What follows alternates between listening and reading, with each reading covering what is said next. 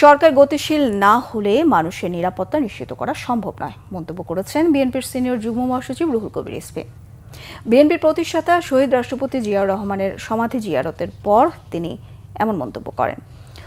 Mob justice প্রসঙ্গে রুহুল কবির রিজভী বলেন, বাংলাদেশে যারা বিতর্কিত নির্বাচনের দায়িত্বে ছিলেন তাদের অবশ্যই বিচার হতে হবে, তবে সেটি হেনস্থার মাধ্যমে নয়।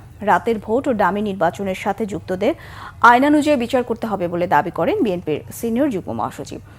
পুলিশের সামনে কিভাবে মব তৈরি হয় সে বিষয়টি খতিয়ে দেখার আহ্বানও জানান রুহুল কবির রিজভী।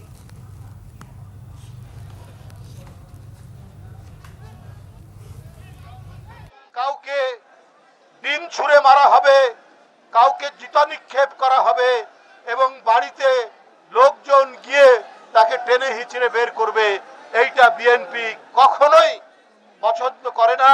যারা এই কাজের সাথে জড়িত তারা যারাই হোক, তাদের অবশ্যই এই সরকারকে খুঁজে বের করে বিচার করতে হবে। তাদের বিরুদ্ধে মামলা হয়েছে, সেই মামলা অনুযায়ী বিচার হোক, কিন্তু কারো হাতে আইন তুলে নেওয়ার কোনো অধিকার নেই